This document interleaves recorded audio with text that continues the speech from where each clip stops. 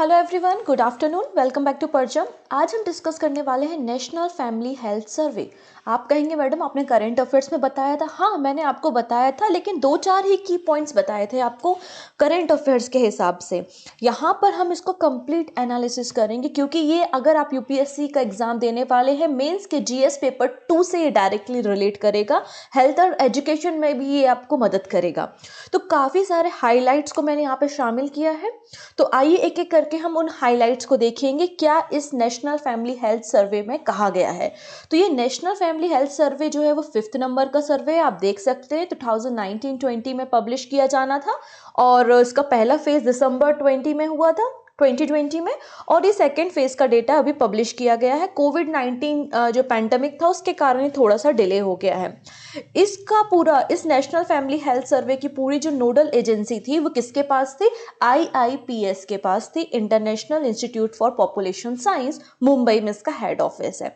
तो आइए इस पूरी न्यूज़ को हम डिटेल में समझेंगे। अगर आज की क्लास का PDF आपको चाहिए है तो परचम की वेबसाइट के जरिए आप ले सकते हैं। ध्यान से सुनिएगा पूरा का पूरा मामला, और अंत में होगा क्वेश्चन ऑफ द डे जिसका आंसर आप हमको देंगे। सर्च करके दें, गूगल करें, PIV की न्यूज़ पढ़े, जहां से आपको लगे द हिंदू पढ़े, वो क्वेश्चन का आंसर मुझे चाहिए कमेंट सेक्शन में। ठीक है, चलो स्टार्ट करते। सबसे पहले नेशनल फैमिली हेल्थ सर्वे होता क्या है? देखिएगा, यहाँ सेंसस और सर्वे का डेटा अलग अलग होता है। सर्वे जो किया जाता है ये सैंपल बेसिस पे किया जाता है। कुछ लोगों को, कुछ गाँव को या कुछ विलेज के अलावा कुछ सिटीज़ को, कुछ मेंबर्स के साथ ये सर्वे किया और डेटा को पब्लिश कर दिया। जबकि सेंसस में क्या होता है, एक इंडिविजुअल पर्सन आपके हर एक व्यक्ति के घर में जाता है, डेटा को रजिस्टर करता है। तो ये जो सर्वे है ये इतना एक्यूरेट नहीं होता जितना एक्यूरेट हमारी सेंसस होती है। तो अभी जब सेंसस का डेटा कुछ समय बाद आएगा मार्केट में और इस सर्वे से आप कंपेयर करोगे तो थोड़ा बहुत डेटा में डिफरेंस आपको देखने को मिल सकता है, क्योंकि ये सर्वे है जो सैंपल के बेसिस पे किया जाता है। ठीक है, ये जो सर्वे है लगातार 92-93 से चल रहा है और ये 5th नंबर का सर्वे हाल ही में इसकी रिपोर्ट को पब्लिश किया गया है। इस सर्वे में आपके पास जो इन्फॉर्मेशन आपको दी जाती है कि इंडिया में फर्टिलिटी रेट क्या है, इंडिया में चाइल्ड मोरालिटी क्या है, सेक्स रेशियो इंडिया में क्या है, फैमिली प्लानिंग क्या चल रही है, डोमेस्टिक वायलेंस कैसे हो रहा है, व्यूमेन एम्पावरमेंट के लिए या जेंडर इक्वलिटी पे क्या काम किया जा रहा है, न्यूट्रिशन हेल्थ सेक्टर में क्या काम किया जा रहा है। तो इन सारे पैरामीटर्स को ध्यान में रखते हुए इस नेशनल फैमिली हेल्थ सर्वे को पब्लिश किया जाता है। ठीक है, बेसिकली इसके दो गोल होते हैं। पहला गोल होता है to provide essential data on the health and family welfare needed by the ministry of health and family welfare. अच्छा देखिए, अगर आप मान लेते हैं कि यूपीएससी आपने क्वालिफाई कर लिया है, आपके पास एक अच्छी जॉब है, अगर आपको बोला जाए कि आपको कोई स्कीम लॉन्च करनी है तो आप स्कीम कैसे लॉन्च करोगे? जब आपके पास एक सर्वे का डेटा अवेलेबल होगा, उसके बेसिस पे ही आप कोई भी स्कीम को लॉन्च कर सकते हो। जैसे कि अगर आपको इस डेटा में पता चलता है कि एनीमिया बहुत ज़्यादा बढ़ रहा है, मल न्यूट्रिशन हो रहा है, तो आपको उस हिसाब से फिर स्कीम को डिज़ाइन करना होगा। तो ये डेटा को फैमिली और प्लानिंग जो वेलफेयर मिनिस्ट्री उसको देती है और मिनिस्ट्री उसके अकॉर्डिंग आपकी प्लानिंग करके देती है। सेकेंड, क्या क्या इंपॉर्टेंस की पॉइंट्स होते हैं, साथ ही साथ क्या क्या इश्यूज हैं उसको भी इस रिपोर्ट में शामिल किया जाता है। ठीक है, ये जो रिपोर्ट है वो ministry of health and family welfare, government of India, साथ ही साथ international institute for population science जो कि मुंबई में ही इसकी नोडल एजेंसी होती है। अब इतना बड़ा सर्वे है, घर घर जाना है, एम्प्लॉयमेंट की भी ज़रूरत होगी, है ना, एम्प्लॉयज़ की भी ज़रूरत होगी, तो इस सर्वे को करने के लिए फंडिंग दी जाती है। तो इनको करने के लिए फंडिंग कौन कौन प्रोवाइड करता है? तो देखिए, कुछ एजेंसीज हैं जो कि इस तरीके के सर्वे को कंडक्ट करने के लिए फंडिंग प्रोवाइड करती है। कौन कौन है? United State Agency for International Development, United Nation Children's Fund, Bill and Melinda Gates Foundation, United Nation Population Fund और मिनिस्ट्री हमारी जो है फैमिली वेलफेयर मिनिस्ट्री और गवर्नमेंट ऑफ इंडिया के द्वारा ये पूरी फंडिंग की जाती है, जिसके जरिए ये पूरा सर्वे कंडक्ट होता है। क्लियर हो गया? चलिए, अब यहाँ पे 5 बार जो है वो सर्वे हो चुका है। पहला जो सर्वे हुआ था 92-93 में हुआ था, दूसरा जो सर्वे हुआ था वो 98-99 में हुआ था, थर्ड सर्वे 2005-06 में हुआ था, फोर्थ नंबर का जो सर्वे 2015-16 में हुआ था, और अभी जो लेटेस्ट सर्वे जिसकी रिपोर्ट आज हम डिस्कस कर रहे हैं वो 5th नंबर का सर्वे है, 2018-19 का सर्वे है, या 19-20 का भी कहीं कहीं देखने को मिलता है। ये सर्वे है जिसकी रिपोर्ट अभी हाल ही के दिनों में पब्लिश की गई। अब देखिए, 2 फेजेस में सर्वे हुआ था। पहला जो फेज था दिसंबर 2020 में हो गया था और ये सेकेंड फेज है जिसकी रिपोर्ट पब्लिश हुई है। इस सेकेंड फेज में बेसिकली अरुणाचल प्रदेश, चंडीगढ़, छत्तीसगढ़, हरियाणा, झारखंड, मध्य प्रदेश, उत्तर प्रदेश, दिल्ली, उड़ीसा, पौंडीचेरी, पंजाब, राजस्थान, तमिलनाडु और उत्तराखंड जैसे बड़े बड़े राज्यों को शामिल किया गया है और इनका सर्वे आपके सामने आया है। पहली बार ऐसा सर्वे हो रहा है जो पूरे 2000 मतलब इसके पहले का जो 4th नंबर का सर्वे था वो पहली बार ऐसा सर्वे था जो पूरे पैन इंडिया के लिए था। पहले कुछ डिस्ट्रिक्ट्स को या कुछ यूटी के सैंपल्स को उठा के सर्वे कर दिया जाता था, लेकिन 2000 मतलब जो हमारा 4th नंबर का सर्वे है वहां से पैन इंडिया के लेवल पे ये सर्वे कंडक्ट किया जाने लगा। तो इस बार भी जो सर्वे हुआ उसमें पूरे स्टेट और पूरे यूटीज को शामिल किया गया है। अब की हाइलाइट्स को देखते हैं। इस पूरे सर्वे में अलग अलग स्टेट और यूटी को शामिल करके उनकी फैक्ट शीट निकाली गई है जिसमें 131 की इंडिकेटर्स हैं और 14 फील्ड एजेंसी इसमें इन्वॉल्व है इस पूरे सर्वे को करने के लिए। तो क्वेश्चन बन सकता है कि हाल ही में जो नेशनल हेल्थ फैमिली सर्वे जारी किया गया है 5th नंबर का, उसमें कितने इंडिकेटर्स को शामिल किया गया था? तो 131 इंडिकेटर्स को या की इंडिकेटर्स को शामिल किया गया था। ठीक है, जिसमें लगभग 6 लाख घरों का सैंपल इकट्ठा किया गया, जिसमें 7 लाख महिलाएं और 1 लाख पुरुष मतलब 7 लाख वीमेंस और 1 लाख जो है वो मेंस का सर्वे या सैंपल को यहाँ पे करेक्ट किया गया। अब यहाँ पे कलेक्शन के बाद हमारे पास कुछ की हाइलाइट्स आते हैं, उन पे डिस्कस करते हैं। अब यहाँ पे की हाइलाइट्स में हमको सामने आता है कि चाइल्ड मैरिज वापस से भारत में बढ़ गई है। आपको पता है कई सारे एक्ट जैसे कि सारदा एक्ट वगैरह भी लाया गया है कि फीमेल की एज 18 ईयर्स होनी चाहिए, मेल की एज 21 ईयर्स होनी चाहिए शादी करने के लिए। लेकिन हमने देखा इस सर्वे में कहीं कहीं आया है कि चाइल्ड मैरिज कहीं कहीं किसी स्टेट्स में इंक्रीज हुई है, जैसे कि मणिपुर में 16.3% हो गई है, पहले जो थी 2015-16 में 13.7 थी। वैसे त्रिपुरा में हमने एनालिसिस किया कि पहले 33% था और अब 40% जो है वो चाइल्ड मैरिज बढ़ गई है। तो कुछ स्टेट्स में जो है वो चाइल्ड मैरिज जो है वो इंक्रीज होती हुई दिखाई दे रही है। पहली चीज, decline in TFR total fertility rate. तो ये बहुत बड़ा पॉजिटिव कंसर्न है क्योंकि हमारे भारत का हमेशा से कंसर्न रहा है कि पॉपुलेशन बहुत ज़्यादा है।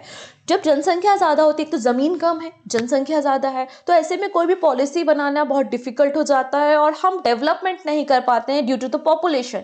तो यहाँ पर एक बहुत अच्छी चीज़ सामने निकल के आती है कि हमारी पॉपुलेशन जो है वो स्टेबल हो रही है। ठीक है, तो यहाँ पर जो फर्टिलिटी रेट है हमारा वो कम हुआ है। ठीक है, पहले फर्टिलिटी रेट जो था वो 2.2 था, अब जो है वो 2% फर्टिलिटी रेट हो गया है। ठीक है, हमने एक्सपेक्ट किया था कि 2.1 होगा, लेकिन उससे भी अच्छा हमको सामने आया है कि 2.0 हमारा फर्टिलिटी रेट हो गया है। तो याद रखेंगे TFR कितना हुआ है? 2.0 हुआ है। कितने से? 2.2 से 2.0 हुआ है। हमने कितना एक्सपेक्ट किया था या रिप्लेसमेंट रेट? 2.1 हमने एक्सपेक्ट किया था, हुआ कितना है? 2.0। इस तरीके से ये की पॉइंट्स आपको याद रखने हैं। अब बात कर लेते हैं, चलो फर्टिलिटी रेट तो कम हो ही गया, अब हम बात कर लेते हैं सेक्स रेशियो के बारे में कि पर 1000 कितनी फीमेल्स हैं। तो यहाँ पे पहली बार इंडिया में ऐसा हो रहा है कि फीमेल की काउंटिंग ज्यादा है एज कंपेरिजन टू मेल। यहाँ पर 1000 मेल पर 1020 जो है वो फीमेल है। एडल्ट की बात हो रही है, एडल्ट रेशियो की बात हो रही है। ठीक है, तो यहाँ पे 1000 मैन में 1020 वुमेन है और पहली बार ऐसा हो रहा है कि वुमेन का जो रेट है वो मेल से ज्यादा है। ठीक है, इसके अलावा अगर हम बात करते हैं सेक्स रेशियो एट बर्थ है ना, अभी तो ये हमने एडल्ट कंडीशन में बात करी, जो लोग बड़े हैं 18 साल के ऊपर है। अब बच्चों के जन्म के बारे में बात कर लेते हैं। तो हम बात कर रहे हैं सेक्स रेशियो एट बर्थ।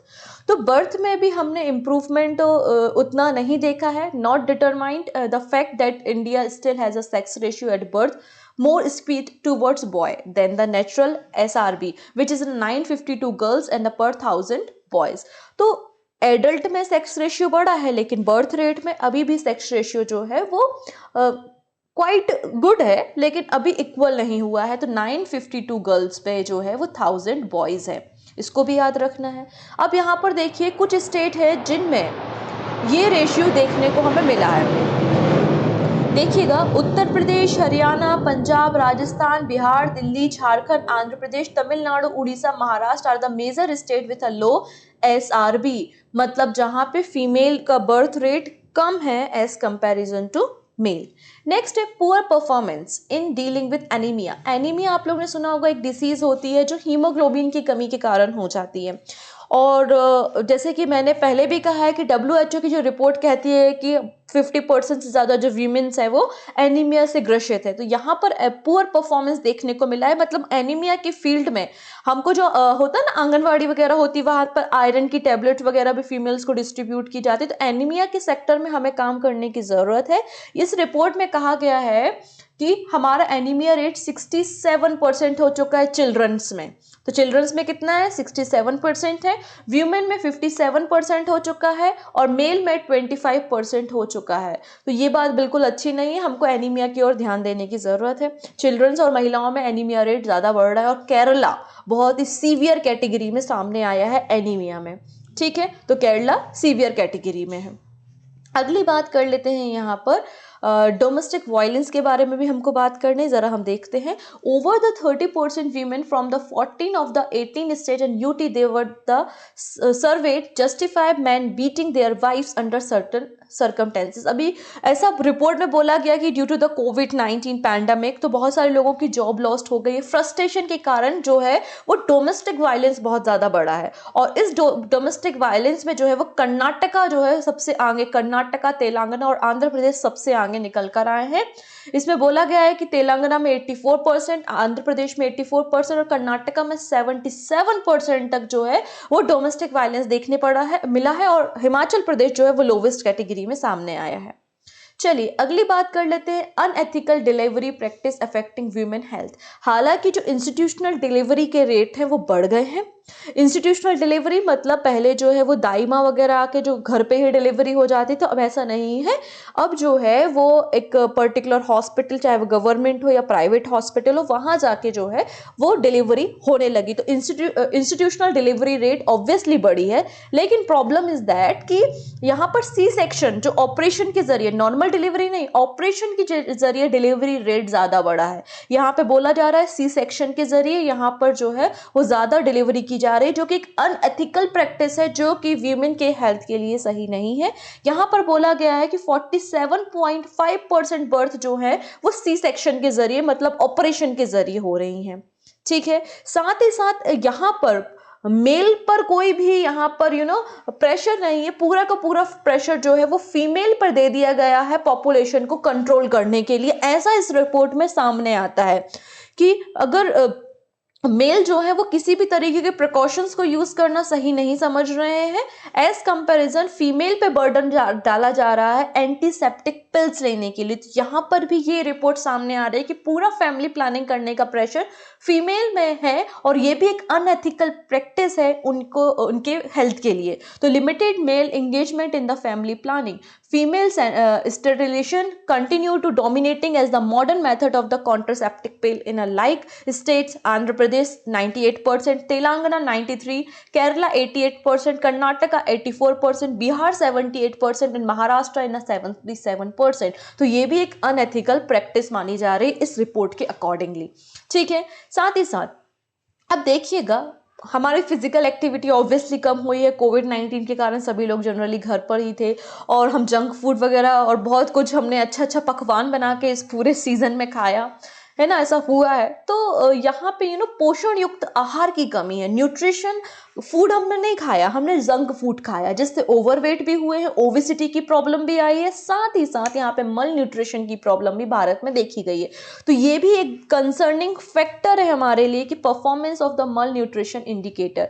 तो 3 इंडिकेटर्स यहाँ पर होते हैं, एक तो मल न्यूट्रिशन होता है, पोषण युक्त आहार की कमी, स्टंटिंग मतलब लो हाइट फॉर एज। अब भारत में आपने देखा होगा कि जो एवरेज हाइट है वो रिड्यूस होने लगी है ना, और लो वेट फॉर हाइट, वेट भी हमारा रिड्यूस होने लगा है, अंडर वेट और ओवर वेट जैसे समस्याएं भी सामने आ रही हैं। तो यहाँ पे इस मल न्यूट्रिशन के हमने 3 फैक्टर हैं जो कंसिडर किए हैं इस रिपोर्ट में। तो यहाँ पर जब मल न्यूट्रिशन होता है, ऑब्वियसली जब शरीर में पोषण की कमी होगी तो जो नॉन कम्युनिकेबल डिसीजेस है वो भी बढ़ेंगी। तो नॉन कम्युनिकेबल डिसीजेस के केसेस भी सामने आए हैं। तो ये भी हमारा फैमिली और हेल्थ मिनिस्ट्री के सामने एक कंसर्न है कि हमें मल न्यूट्रिशन को कम करना है और नॉन कम्युनिकेबल डिसीजेस पे भी ध्यान देना है। तो obesity rising among childrens adults in India, ठीक है, ये भी सामने आया है। यहाँ पे बोला गया the number of overweight children increases from 2.1% in NFH4 3.4% in NFHS5। तो इसमें 3.4% तक जो है आपने देखा है कि ओबेसिटी हुई है, ओवरवेट हुए हैं। The percentage of overweight women 20.6% to 24% हो चुका है, और मेल में जो है वो 29.9%, 22.9% हो गई है। तो ओबेसिटी भी बहुत ज़्यादा कंसर्न है। अगर हम वीमेंस एम्पावरमेंट की बात करें या जेंडर इनइक्वलिटी की बात करें, तो हालांकि धीरे धीरे जो है वो जेंडर इक्वलिटी तो कम हो रही है ना, जेंडर इक्वलिटी सॉरी बढ़ रही है, मेल और फीमेल का रेशियो जो है वो बढ़ रहा है, लेकिन हम वीमेंस एम्पावरमेंट भी यहाँ पे कंसर्न दिखाया गया, क्योंकि सस्टेनेबल डेवलपमेंट गोल को अचीव करने के लिए इन फैक्टर्स पे भी ध्यान देने की ज़रूरत है। जो वर्ल्ड इकोनॉमिक फोरम की जो रिपोर्ट आई थी ग्लोबल जेंडर गैप इंडेक्स 2020, उसमें भारत की पोजीशन जो थी वो बहुत खराब थी, 108% थी, ठीक है, टू द 112th पोजीशन में। अगर हम बात करते हैं यहाँ पर international institute of population science Mumbai ने रिसेंटली जो डेटा पब्लिश किए हैं, उसमें वुमेन्स एम्पावरमेंट को लेके कुछ इंडिकेटर्स को यहाँ पे कंसर्न बताया। पहला इंडिकेटर यहाँ पे बताया है कि ड्यूरिंग द पीरियड या मेंस्ट्रुएशन साइकिल सही तरीके से जो सैनिटेशन होना चाहिए, सैनिटेशन नैपकिन्स का यूज़ होना चाहिए, उसमें भी रिड्यूस देखा गया है, जिसके कारण कुछ ऐसे डिसीजेस निकल के सामने आ रही हैं जो भी वुमेन एम्पावरमेंट को रोकती हैं। तो one such indicator in the proportion of the women age 15 to 24 years who use menstruation related product, locally prepared napkin, sanitary napkin, etc. तो Gujarat and Meghalaya were the only two state with 65% of women using product, period product, जो कि काफ़ी worst condition में गुजरात और मेघालय में केवल 65% women's ही हैं जो कि इस तरीके के प्रोडक्ट को यूज़ करते। तो इनमें भी इंक्रीमेंट करने की ज़रूरत है। अगर हम मिजोरम की बात करें तो उसका भी रेट कम हुआ है, पहले 93% था, अब 89.4% हो गया है। तो गवर्नमेंट को इस फील्ड में भी एक्शन लेना चाहिए, और गवर्नमेंट ने एक्शन लिया भी है। हर एक स्टेशन पर वेंडिंग मशीन्स भी हैं, स्कूल्स में भी कैंपेन्स लगाए जाते हैं, ड्राइव चलाई जाती है फीमेल को एजुकेट करने के लिए, इन के सारे चीज़ों के बारे में बताने के लिए। तो गवर्नमेंट के द्वारा, गवर्नमेंट ऑफ इंडिया के द्वारा भी बहुत तरीके की स्कीम्स जो हैं वो गर्ल्स और वीमेंस एम्पावरमेंट के लिए चलाई गई थी, जैसे कि बेटी बचाओ बेटी पढ़ाओ स्कीम थी, द स्वच्छ भारत स्वच्छ विद्यालय स्कीम थी, जहाँ पे वॉश मतलब वाटर, सैनिटेशन एंड हाइजीन के बारे में बताया गया, मेंस्ट्रुअल हाइजीन मैनेजमेंट के बारे में ये स्कीम भी नेशनल हेल्थ मिशन के द्वारा इम्प्रूव मतलब अवेयरनेस को बढ़ाने के लिए ये कुछ स्कीम भी गवर्नमेंट ऑफ इंडिया के द्वारा चलाई गई थी। अब आपको करना क्या है, देखिएगा, ये तो एक ओवरऑल सर्वे है। आप जिस भी स्टेट से बिलोंग करते हैं, एक बार आप IIPS का जो डेटा पब्लिश हुआ है ना, एक बार आप जाइए, वहां पर ऑप्शंस आ रहे हैं कि आप इंडिया का डेटा पढ़ना चाहते हैं या फिर उत्तर प्रदेश का, मध्य प्रदेश का, या जो भी आपका स्टेट है, तो उस पर्टिकुलर बटन पे आप क्लिक करेंगे तो आपका वो डेटा, उस स्टेट का डेटा आ जाएगा। तो अपनी अपनी स्टेट का डेटा एक बार स्टडी जरूर करिएगा एग्जाम में अपीयर होने से पहले। अगर आप स्टेट एग्जाम्स को देते हैं, आपको अपने स्टेट का डेटा पता होना चाहिए। फॉर एग्जाम्पल, जैसे कि पंजाब में जो है वो रजिस्टर हुए हैं lowest tobacco use prevalence as per the NFHS5, है ना। तो इस तरीके से आपको डेटा को स्टडी करना है। अब क्वेश्चन ऑफ द डे हम पढ़ेंगे, देखेंगे, देखिएगा, सिग्निफिकेंट प्रोग्रेस यहाँ पर रिकॉर्ड की गई है NFHS5 में कि वुमेन ऑपरेटिंग बैंक अकाउंट्स भी जो हैं वो इंक्रीज हुए हैं, मतलब वुमेन्स में अवेयरनेस आई है कि वो अपने अकाउंट्स को बैंक में खुलवाएं।